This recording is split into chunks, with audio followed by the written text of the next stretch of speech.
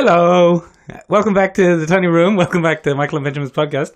I am the Michael of Michael and Benjamin's podcast, and I am joined today by the man who has been described as Ireland's most culturally sensitive ambassador. It's Ben. That's not true, Michael. I'm one of our least sensitive ambassadors. So least sensitive that I don't actually have an ambassador position. So least sensitive. Such grammar. Such grammar. Such words, Michael. Such words. Generally speaking, I tend to live with one foot in mouth. Ben, we are going to test that theory today because we're talking about several culturally sensitive topics. And we're going to have to see how much of this I'm going to have to edit out. In separate news, this is Ben's last podcast because next week he'll be culturally whipped to oblivion. Yes, Ben, do you want to stick in the theme music? Theme music for the podcast. We don't actually have any theme music, but I hope someone will mix them up for us. I don't wanna name any names. Rachel, I hope it's Rachel.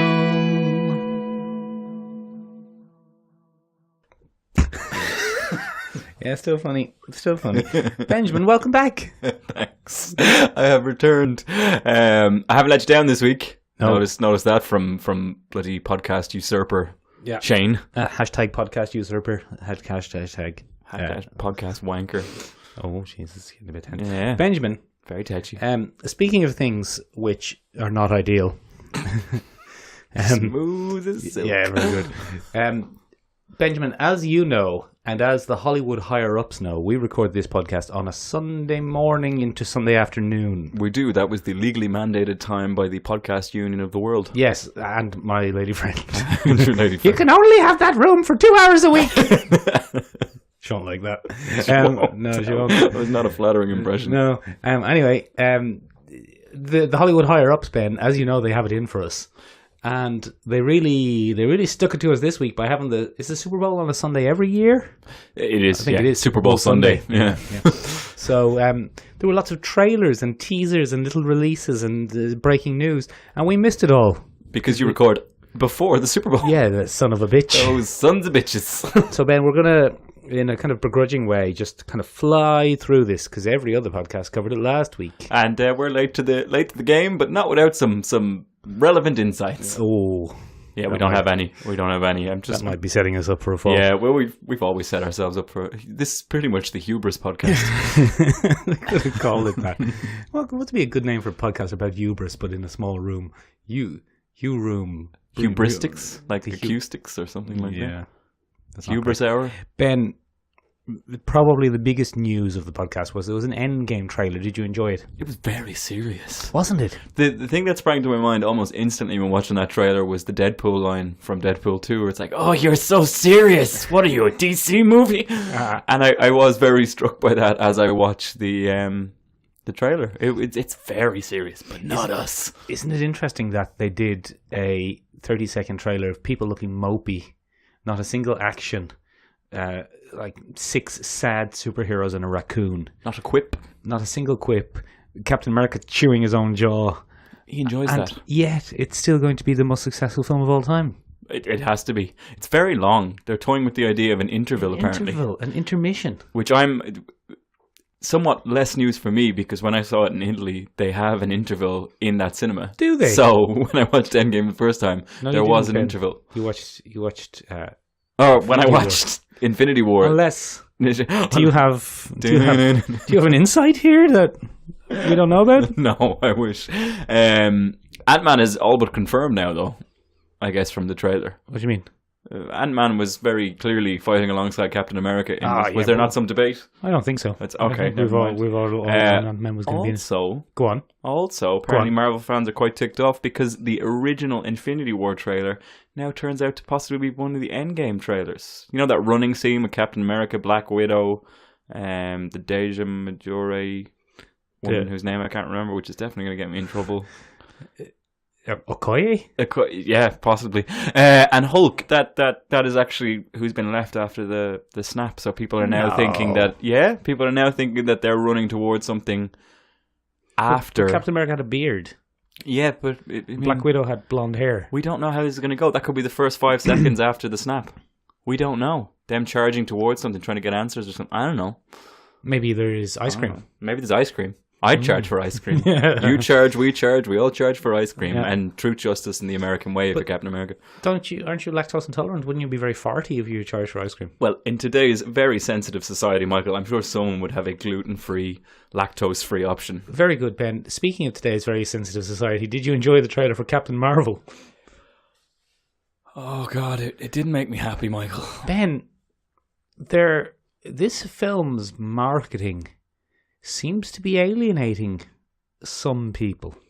A large demographic of male comic book readers. And I'm not saying that's a bad thing, because you and I have many, many issues with fanboydom and the threat inherent within it.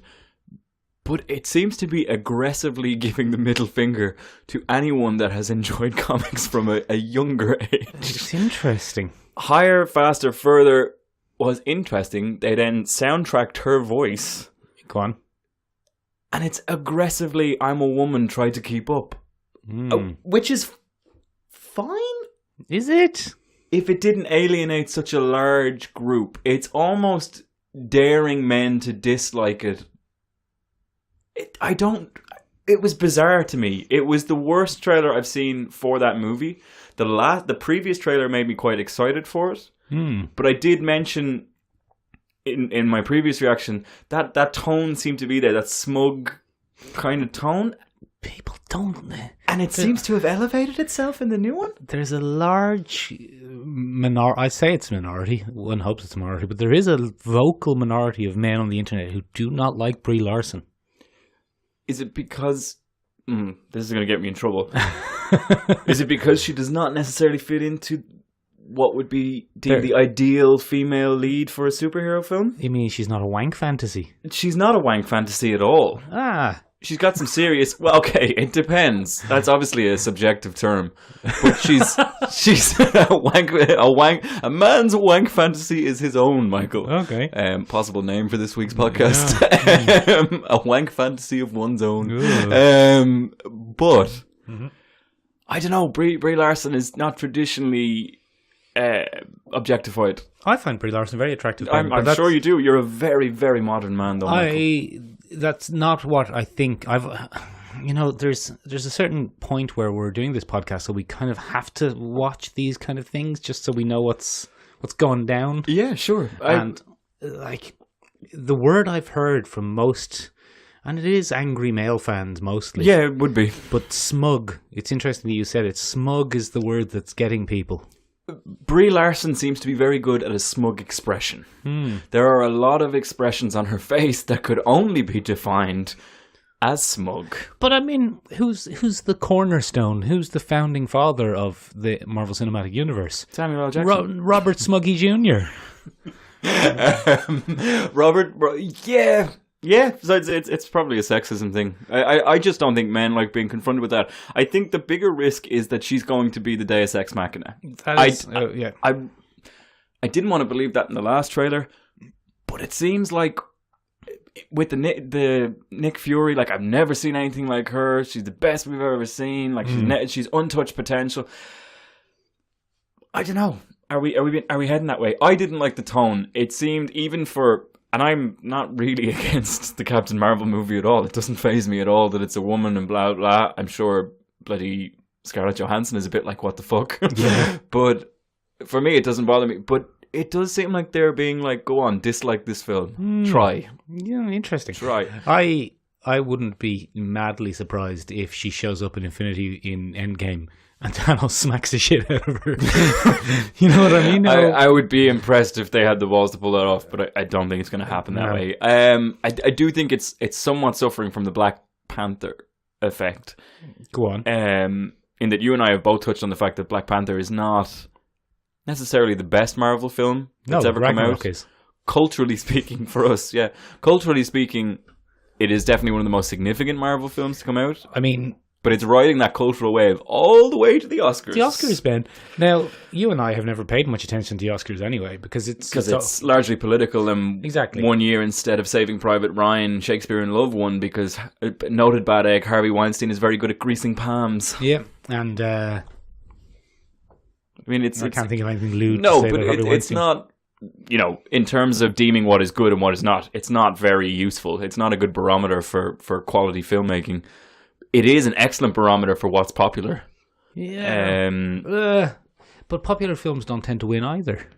No, but also, I mean, touching on that Oscar thing, which is a weird segue that we've somehow found our way into, Bohemian Rhapsody has been nominated for a large amount of awards. It is I'm feeling so Bohemian Rhapsody. Terribly edited film, and it's nominated for Best Editing. I haven't seen but it is now mired in controversy, Michael, because bloody Bryan Singer has a fresh wave of touching young men allegations brought against him. Classic Bryony Singh. And very interestingly, the BAFTA Awards have suspended his nomination for Best Film as a result of that. Because the BAFTAs are more against touching boys than the Oscars? Oh, that's risky territory. They certainly don't support sexual abuse as much as the Oscars seem to, or tolerate sexual abuse as much as the Oscars seem to, but I don't know. Benjamin. Yes. You know what else is on? The Twilight Zone. That was terrible. That was a good segue. Yeah, we got a little teaser trailer for The Twilight Zone. Not very relevant to anything in the actual series. It was set in the stadium of the Super Bowl. Oh, little surprise. And it's just Jordan Peele watching himself in a stadium and various kind of interesting effects used, kind of slightly paradoxical effects. He watches himself, shakes his own hand, that kind of thing. Not a euphemism there. Jordan Peele wasn't shaking his own hand. Air quotes. Is that? I don't know if anyone has ever called. Oh, I think it's out there somewhere. Oh, is it? Michael? Yeah. Oh. But yeah, the Twilight Zone's coming back. I can't think of anybody better than Jordan Peele to be the narrator this time around. I quite enjoy Jordan Peele's delivery on most things. Yeah. Look, Ben. Twilight Zone. Hit and miss. It's an anthology. It's going to be an anthology series again. Very relevant in the 50s and 60s. A couple of sci-fi hot takes. Mm-hmm. Now, this is his second anthology that will be coming out this year, rather interestingly. I mentioned to you before on YouTube he's going to have a sci-fi anthology based around... by the way, the difference that we're discerning here between The Twilight Zone and his new one, which is called Weird City, I think, on YouTube. One is a YouTube original. That's going to be heavily sci-fi influenced, high science fiction. And high science fiction. How are you?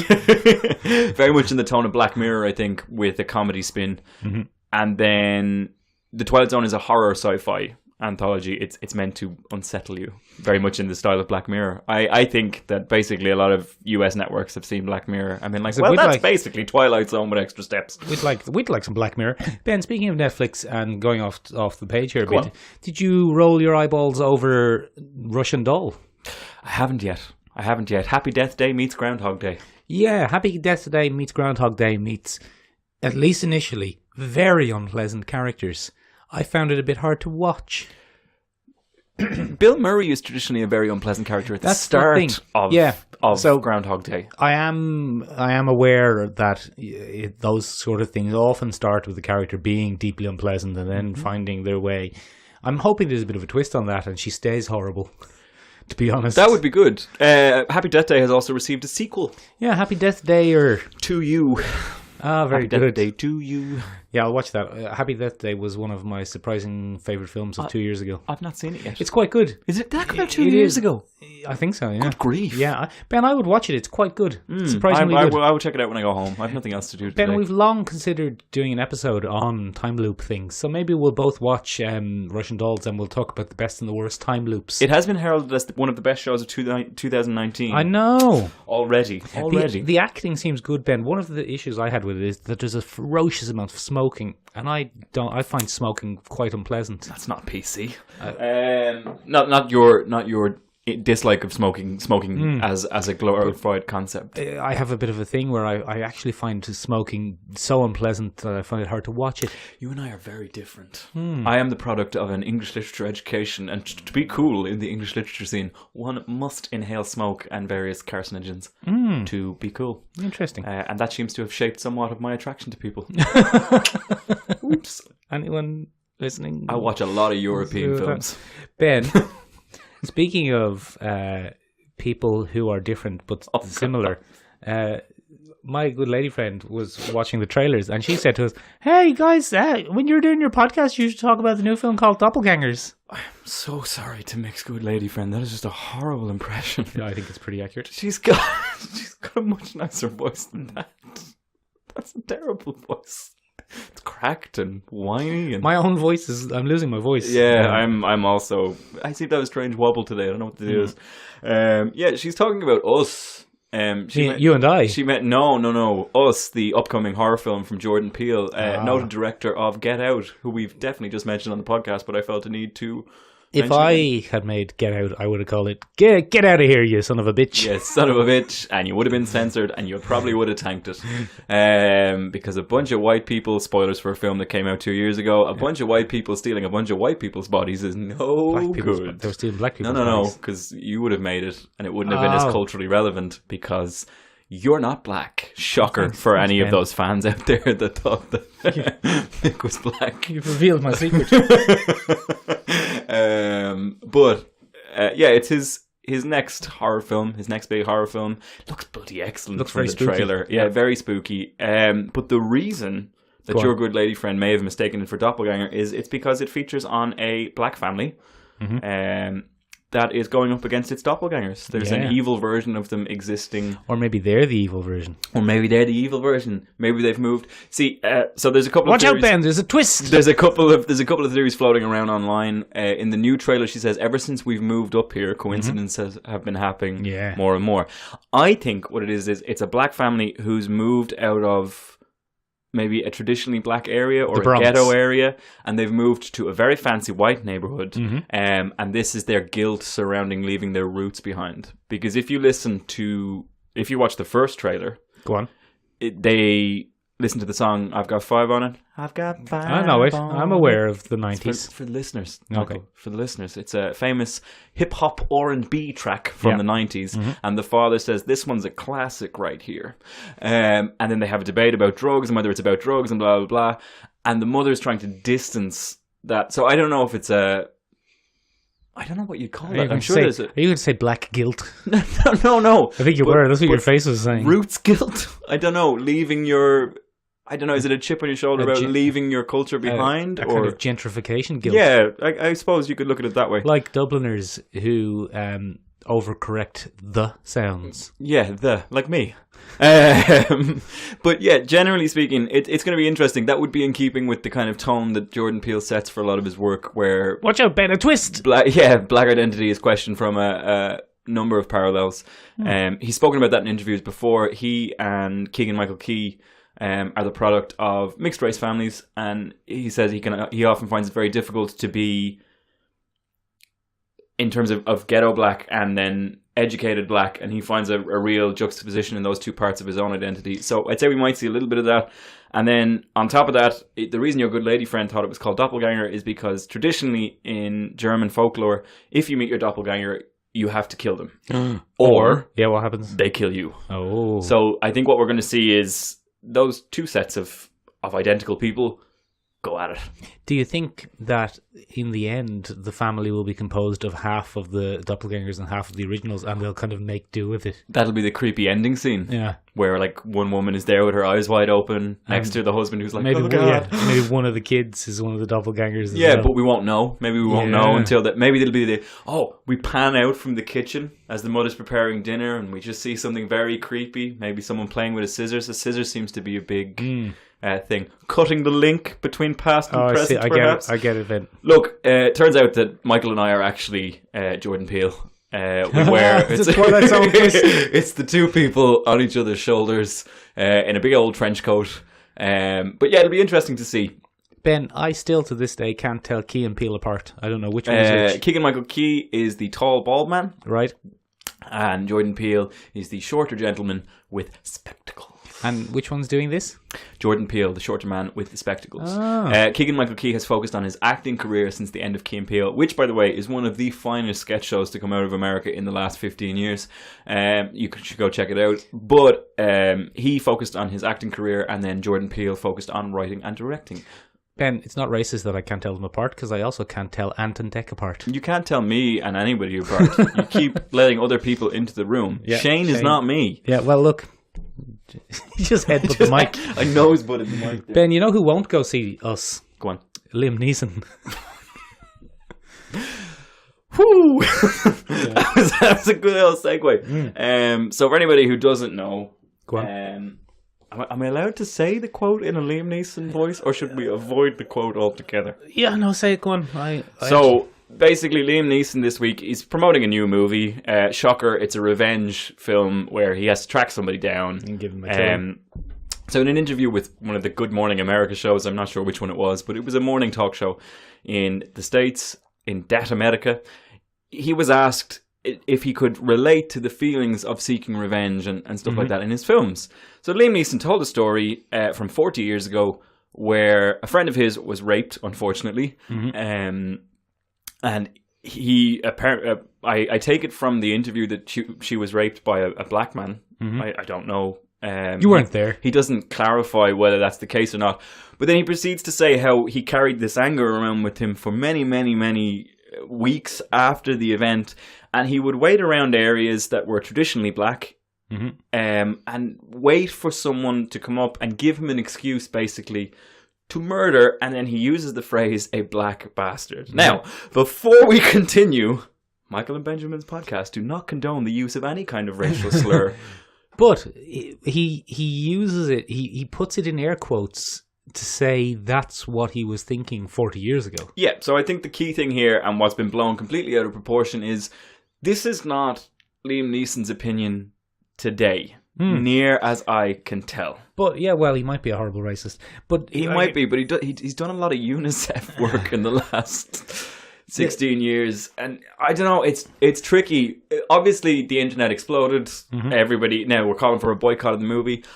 But I think... Ben, I've boycotted it by I wasn't going to go see it anyway. I was never going to see it anyway. I didn't know that Liam Neeson was still making blockbuster films. He should really branch out. But look, that's how he makes his money. Yeah. And that's fine.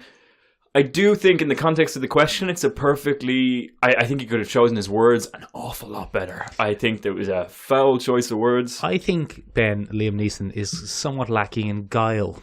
Yeah, I think he lacks... First of all, he's from Northern Ireland. This is way back when, in the 1980s.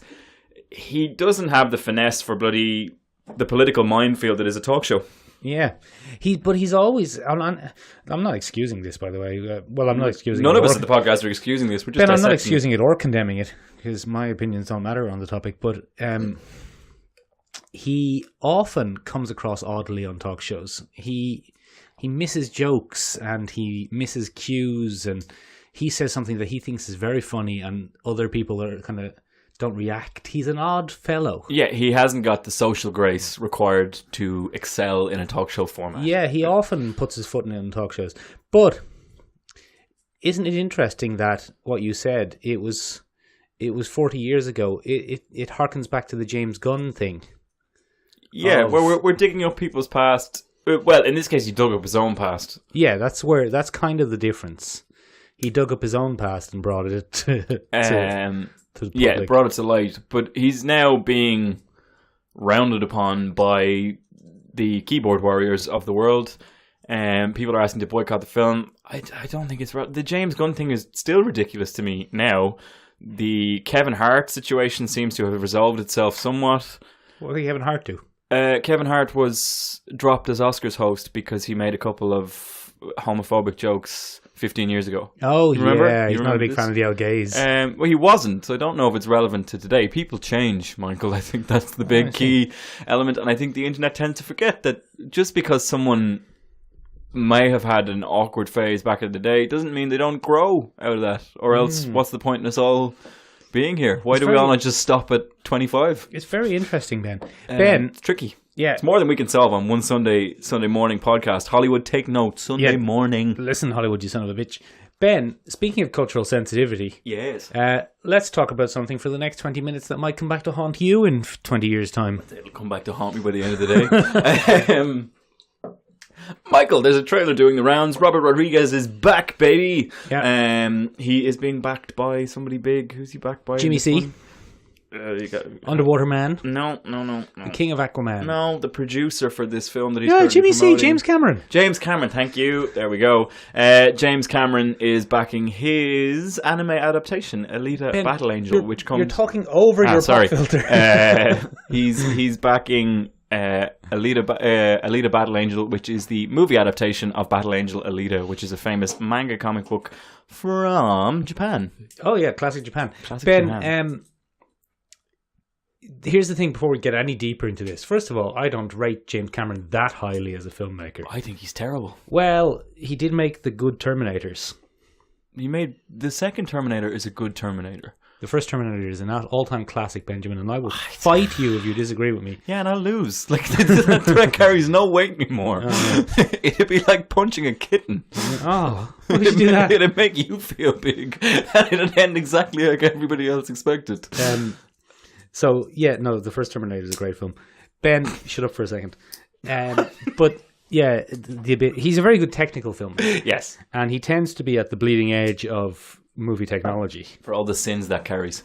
Yeah, exactly. But here's where I was going with this. A producer does not a film make. No, Robert Rodriguez does the film make in this particular case. Exactly. Senior Steven Spielberg, if you remember, noted Hollywood savant Steven Spielberg was the producer of the Transformers films. Yeah, which is just a terrible choice all around for Steve. Well, I mean, not from a profit point of view. Exactly. That boy made bank. That's what I'm saying. It doesn't matter who produces your bloody Hollywood films. It's director and writer that really, and studio that really make a difference. Although I can imagine Jimmy C was pretty open with letting Robert Rodriguez do what he wanted. I think that's very clear from the action that we're seeing in the trailers. The early reactions to Alita Battle Angel are very good. Mostly positive. Admittedly, not a perfect film by any stretch, according to most of the reviewers, but rather interestingly, go on. Seems to be kind of a shining light for anime adaptations in general. Possibly. Here's the thing, though. We should probably point out that it has actually been out here for a couple of days, and we have, through circumstance, mostly me being trapped in England. In a sex hotel. In a sex hotel. Not a real sex hotel for anybody who thinks that Mick engages in that kind of illustrious behaviour. Look, if anyone's following us on Instagram, it should be still there in our story. Yeah, check it out. Chickadee check it. Yeah, it was very good. I got trapped in England. But Ben... me being trapped in England was not actually seeing Alita Battle Angel, so we've had to refocus our idea slightly. Yeah, well, basically, we probably will see Alita Battle Angel at some stage during the week. I might pop along to it and just drag my eyeballs over it. First of all, it's a saving grace for bloody Robert Rodriguez, who has not been making the best films lately. No, he's had a bit of a bad run. The last big thing he made, the last significant cultural thing that he made... Spy Kids. No, it was probably Sin City. Oh, I said Spy Kids. And then Spy Kids was... famously, I think, has become more of a parody of Robert Rodriguez's style of filmmaking. And then he tried to make Machete with Danny Trejo. He made a sequel to that. Machete was pretty good in terms of exploitation flicks and kind of mexploitation. I don't know, Mexican exploitation Michelle films. Rodriguez in it. Yeah, big mexploitation film. Did we create a new genre? Is that a new genre? No, I think Robert Rodriguez did it. Rob, you can just send the paychecks to us, courtesy of Michael and Benjamin's podcast. Yeah, at gmail.com. At gmail.com. We have PayPal. But traditionally, go on. The bloody adaptation of anime has gone poorly for Western studios. Yeah. In terms of both critical reaction and profit. Yes. Although it does look like Alita Battle Angel is on track to become a $200 million flop. Oh, okay. So from a budgetary point of view... It's too expensive. It's too expensive, yeah. Too big. Yeah, stop spending $200 million on this type of movie, guys. It's interesting how films are now... we used to have the phrase too big to fail, but now it seems to be too big to succeed with many of those. That's a very good point, Ben. That's what this episode is called. Too big to succeed. Ben, so tell us just briefly. Let's imagine we're an idiot. Mm-hmm. And just briefly tell us first, what is manga and anime? I know everyone knows. God. But just give us a little thing. Some people, we have some listeners who won't know what manga means. So give us the lowdown on that first. So to give you, first of all, to preface this, I am not a huge manga or anime fan. You're not a huge anything. But well, that hurts. But the reason for this might be... I got him good. So Ben, what even is manga? even. Yeah, so I should probably preface this by saying you and I are not huge fans of manga or anime. No. You and I are by no means experts No. on manga or anime. But Go on. from the research that I've done this week, Mm-hmm. it's important to say that there's possibly a reason that you and I are not fans. Oh. Manga is a traditionally Japanese form of comic book storytelling. The books are backwards, babe. The books are backwards. They read from the L back cover to the front cover. But on the page, they read right to left like us, but Look. the book backwards. It's a whole weird foreign thing. Foreign people, babe. I'm aiming for a Liam Neeson takedown style thing of Japanese manga, but it's traditional. It evolved from ukiyo art stylings and the panel art that is traditional in feudal Japan. Where stories would be told not unlike a tapestry from medieval Europe, but this time they would section them off into triptychs and stuff like that, so they would follow. So it's panels and gutters, exactly like a traditional comic book. From right to left, though. Yeah, from right to left this time, though. But with that in mind, the themes and the style is completely at odds with what we as American comic book consumers would consider traditional. Right. So, there's a lot of difficult ways that you can look at stuff like this, but one of the key ones is from Scott McCloud, who we've mentioned in our visual storytelling podcast, which you can find if you go backwards in the old podcast. Find it on Spotify. On Spotify. We are on Spotify if you'd like to listen to us there. Give us an L follow, boost the stats. But Scott McCloud mentioned that these two styles evolved quite distinctly, and one of the ways that you can tell the difference is that traditionally American comic books follow what's called, oh wait, I'm going to lose it here, I have to try and find it. No, it's lost in my massive notes here. Go on. Great content. Suck. Yeah, absolutely. Gold. Okay, so yeah, generally when you watch action evolve in an American comic book, it's focused very much on action to action panel. Yeah. So for example, Psylocke will kick a man in the head. Exactly. And then in the next panel, you'll see him connecting her with his counterpunch. Yeah. Okay? That works some very well reason- for American comic books. And For some reason, the first thing that came to my head was when Psylocke fought Sabretooth. fair enough, if that's what you're looking at. So yeah, in an example comic book there, you'd have 3 panels. In panels number 1, Psylocke kicks Sabretooth. In panel number 2, Sabretooth claws Psylocke. Yeah. In panel number 3, she finishes the fight with her Psychic knife. Okay, the aim of that is to show the most key action in each panel, and that's what moves through. And traditionally, that's what attracts me to good visual storytelling, is when someone follows those rules very closely. However, Japanese storytelling focuses on what's called aspect-to-aspect storytelling. Oh, this is very interesting. Then. Yeah. So what happens in aspect-to-aspect storytelling is you focus far more on setting an atmosphere and tone to the work as opposed to the action. So the way that's kind of boiled down by Scott McCloud is, in an American comic book, you're focusing very much on the journey throughout the comic. Okay, so getting from point A to point B.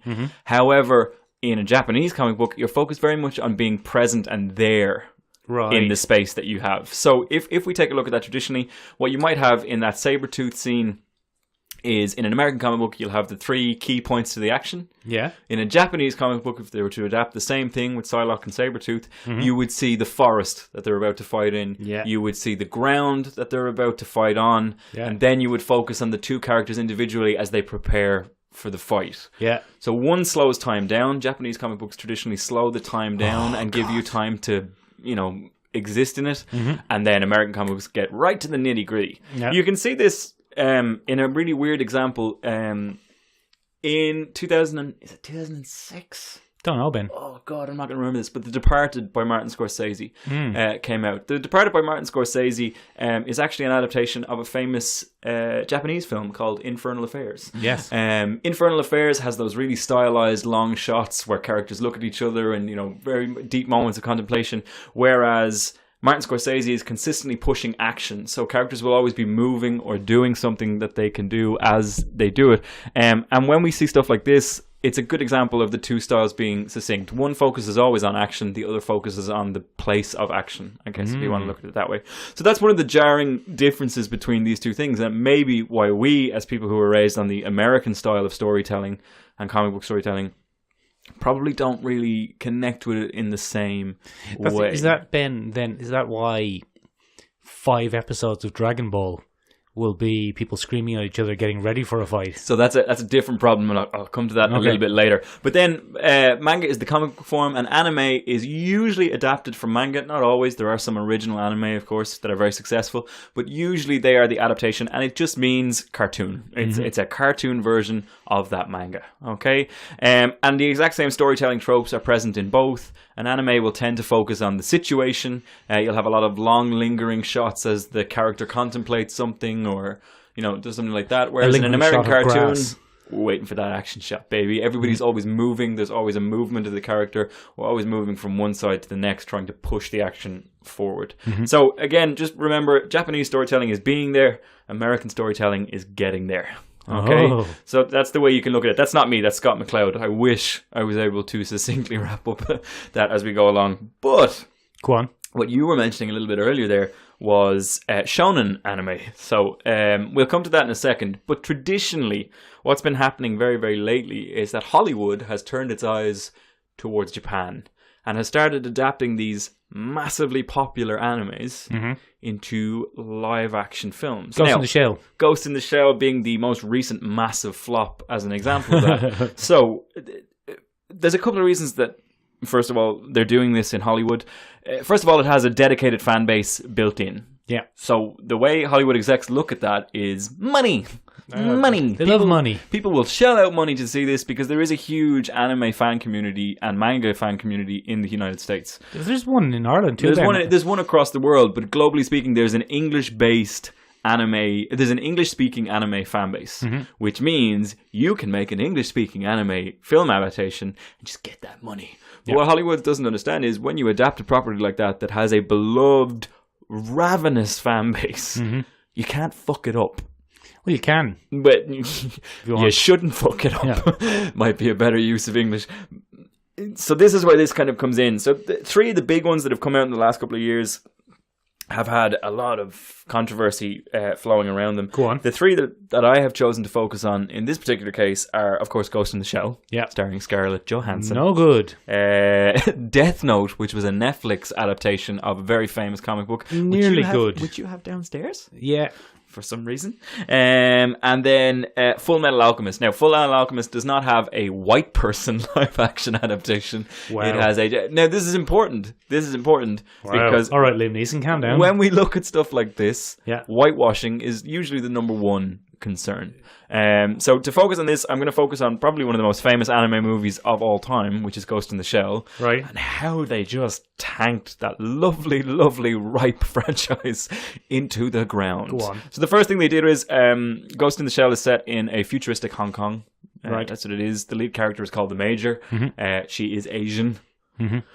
Who do they cast to play the Major? Scarlett Johansson. Yeah, Scarlett Johansson, who is not Asian. Famous not Asian Scarlett Johansson. Not Asian Scarlett Johansson. And this is a case of whitewashing. You take a traditionally international character from basically a non-ethnically white race, and they change them into a white character because you get more money if you put Scarlett Johansson at the top of your film. Isn't it odd, though, that often these stories are set in a kind of post-apocalyptic America.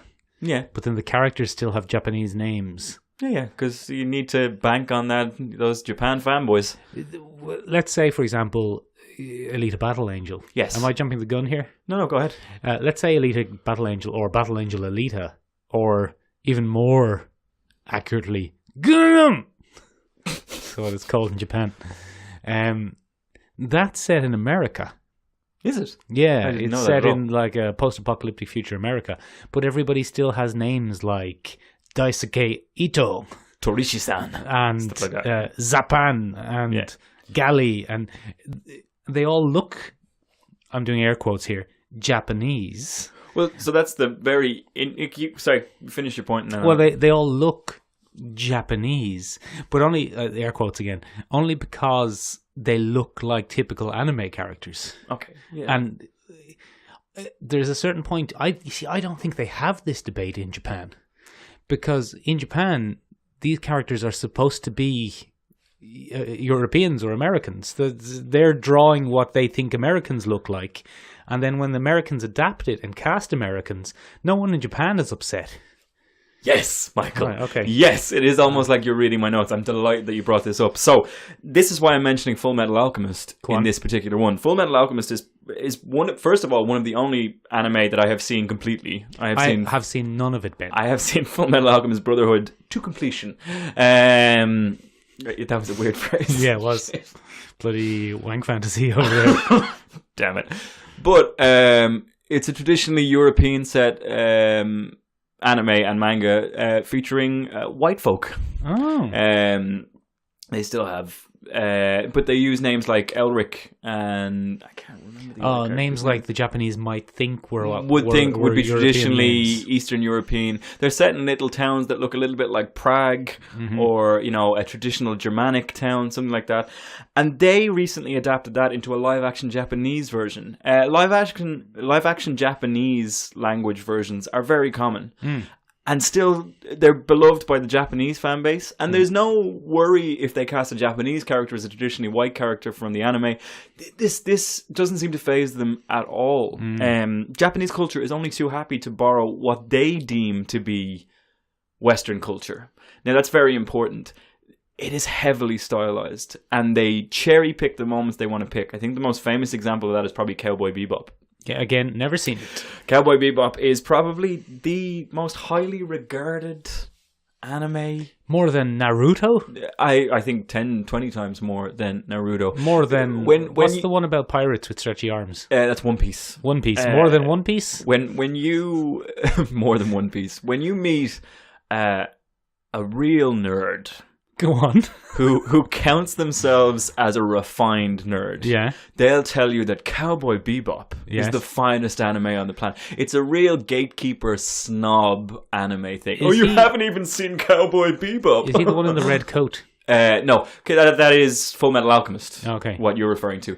Cowboy Bebop is the famous one about a bounty hunter in space that travels around. Oh, that sounds fun. And with his crew and cashes in on various bounties as he goes along. Very similar to Valerian. Okay. And the creator of Cowboy Bebop happily cites his influence from Valerian. The comic, not the crap film. Not the crap film. And he also happily cites his American influences. He has chosen all the cool moments, like toothpicks and stuff like that, that he has seen in old American films and he thinks are cool. And he's kind of blended them into this one big world. Right. So it features around Spike and his crew, and they do all this. Spike. But Japan is only too happy to take all this culture that they find interesting and just blend it into their culture. People only lose their minds in America when we do it the other way, which is no, it's not reasonable. I'm not going to sit here and tell you that it's a reasonable thing to do. I understand it's important to have representation in works and stuff like that, but casting the Major as a white woman was not a huge scandal. It was, at a certain point, I think a lot of these people forget that it's a profit vehicle. It's not meant to be a faithful adaptation. Executives have seen a market. They want to boost it. We'd like to get these fans and Scarlett Johansson fans. Yeah, and they're maximizing and their wank investment. fantasy guys. Exactly. The Benjamins of the world Wow. with their bizarre wank fantasies.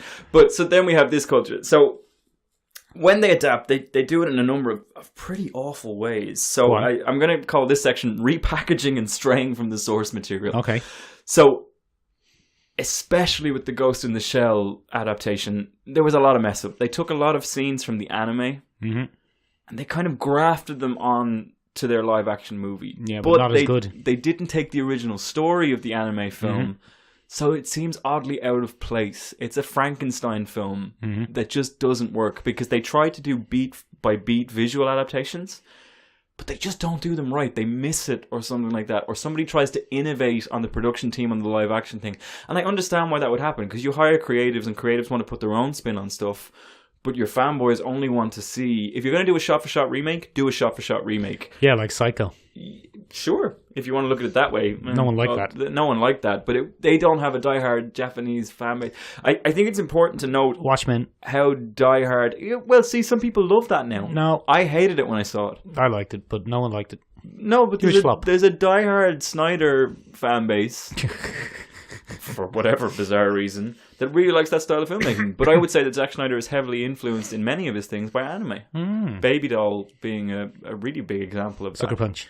Super Punch, sorry. Sucker Punch. Sucker Punch being a really good example of that. So I think, these two things bleed into each other all over the place.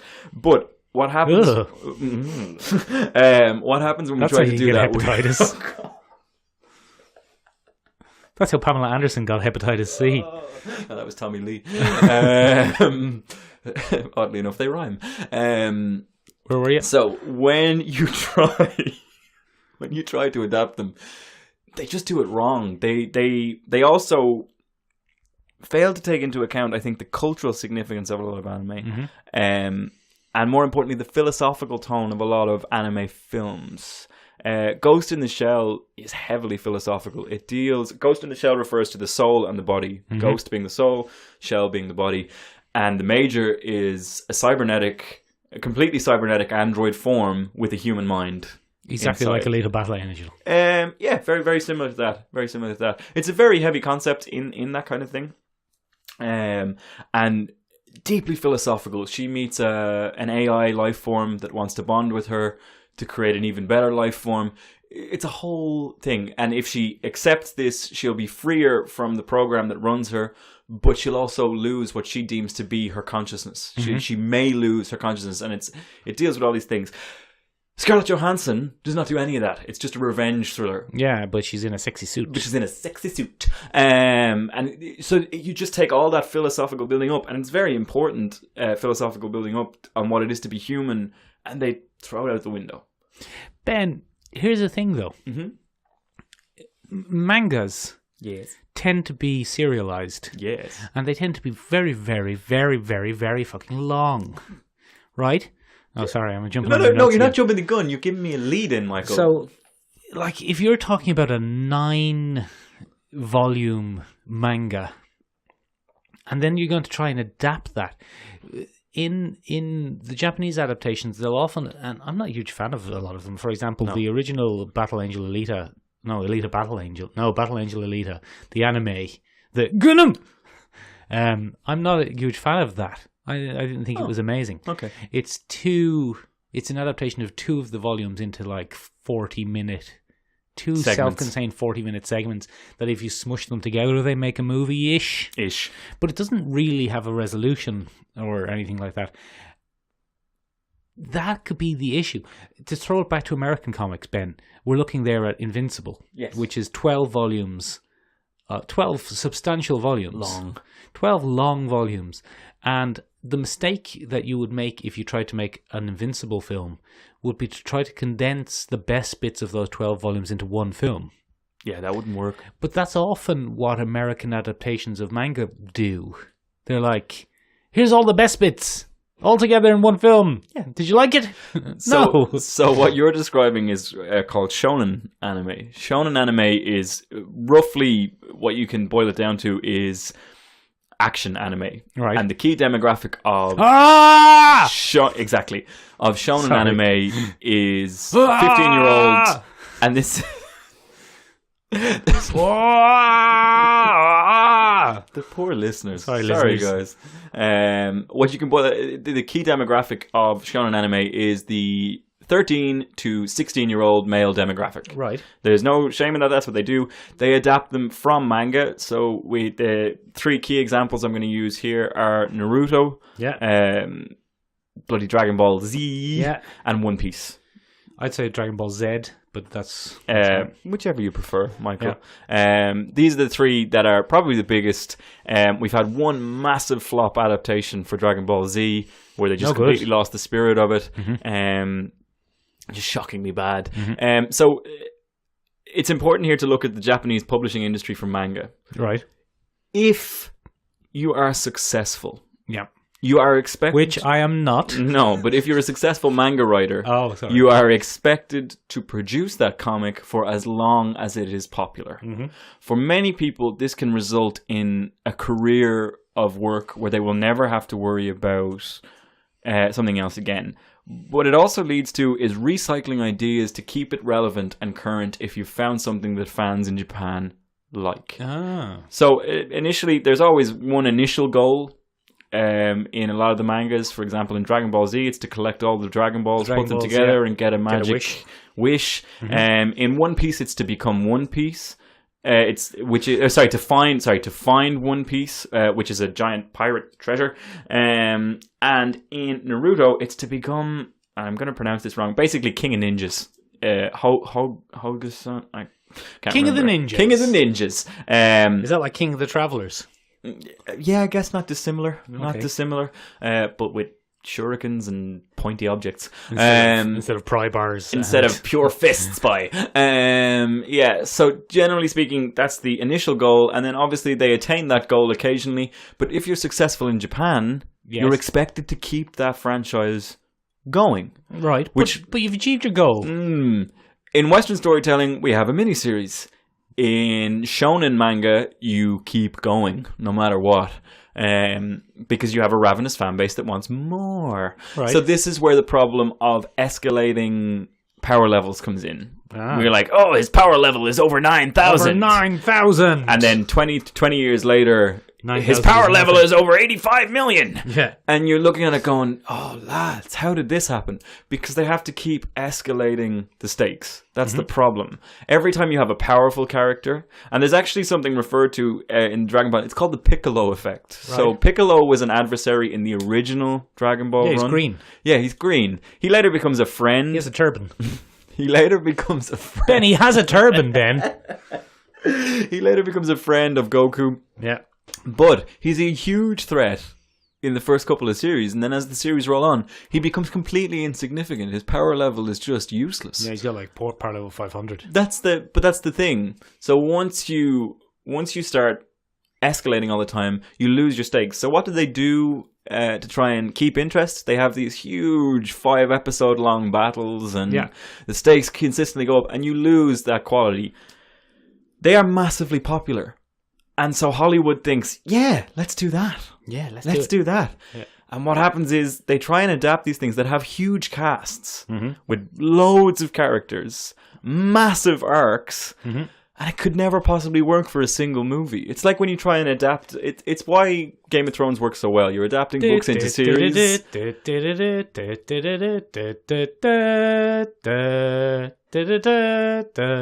We're actually quite short on time. Yeah, and one of the best things about the kind of golden age of TV that we're living in right now is that more projects that traditionally could never have made it as movies are becoming TV shows, like getting Game their of Thrones.